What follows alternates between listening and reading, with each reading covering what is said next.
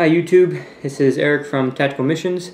I decided to do a tutorial video on how to customize your TPX to fit the freak back. Anyone who's ever thought about this or tried to put one in before knows that if you try to put it in, you'll see that there's a pretty significant little pinch here that you're going to have to sand down.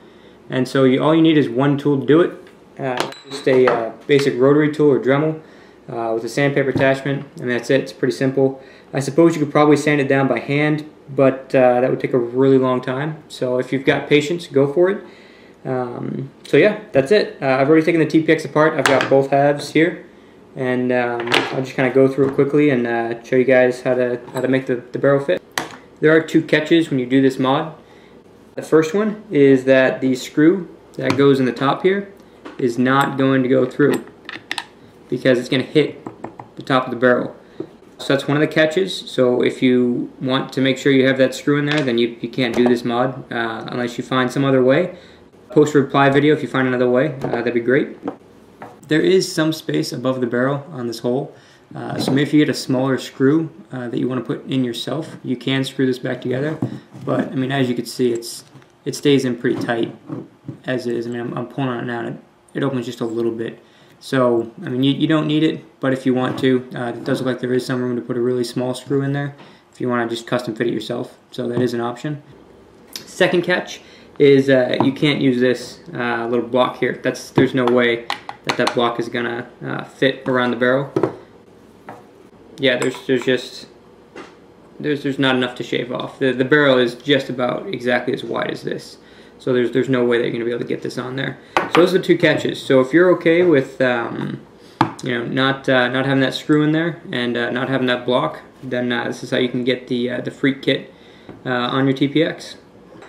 Another note before I forget: be sure to wear some sort of protective eyewear, especially if you're using a rotary tool.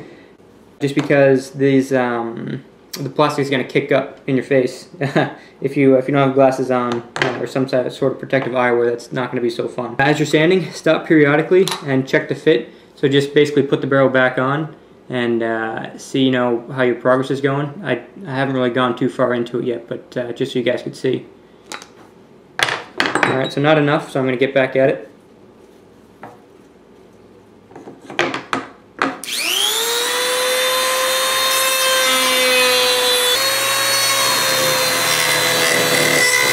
When you're finished sanding everything down, it's going to look a little bit like this. So you can see that the hole is obviously a lot larger now. So here's the gun reassembled. Here's the freak back in the TPX.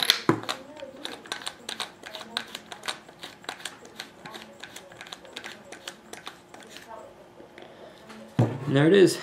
And you can even see the bore size right there. It comes in around the edge there. So I noticed that the inserts fit pretty tight, so I'm going to try shooting this without a tip on it and see if the insert starts sliding out. If it does, then obviously I'm going to have to put some sort of tip on it. What I may end up doing is getting an old one and sawing it off right about here, so it's just enough to screw on there and keep the inserts from coming out, just because I don't like long pistol barrels. If you guys find another solution that works for you guys, or if you know that the inserts won't fall out, post a comment, let me know. Let me know how you guys do it. And yeah, so there you go. You've got the freak back on a TPX. I'm going to take this pistol shooting soon to see how many shots per 12 gram I can get with now the freak back and the bad karma bolt combination. I'm going to adjust the velocity down to about 260 when I do it. And so yeah, I'll add that to the end of this video so you guys could see what the difference is in efficiency, how many shots per 12 gram, and I'll also try to get some readings on velocity and see how consistent it is as well. Just in case you're someone who would want to use an entire freak kit on this instead of just the back and like a little stub piece, this is what it looks like with a full freak on it. This is a total of, I think, 12 inches back to front, and so yeah, that's what it looks like. In case you were curious, wanted to see what a full freak looks like on a TPX. I mean, it's pretty long, pretty beastly. But I mean, if this is going to be your main and you're not going to have this holstered, I suppose that would work fine for you. But if you're holstering this, I mean, that's a big barrel to holster. It's going to be knocking on your knee all the time. So But just in case someone wanted to see it with the full barrel on, there it is. If you wanted to go totally overkill with the barrel, you could throw the apex on the tip, which is extreme overkill. But I had it, so I figured I'd show you guys just so you can see what it looked like. This is 14 inches total. Yeah, so there it is if you want to go complete overkill. And you want to just use this as your main. Obviously there's no way you'd be holstering this thing. So yeah, there it is. Hey YouTube, Eric from Tactical Missions again. I was able to try out my TPX with the freak back and bad current bolt combination. Unfortunately, I was not able to get the velocity readings like I wanted to, but next time I go, I'll try to get those readings for you guys, and I'll post them down in the description below so you can see how many shots per 12 gram I can get the velocity readings for them, and so you can see for yourself where it starts to drop off.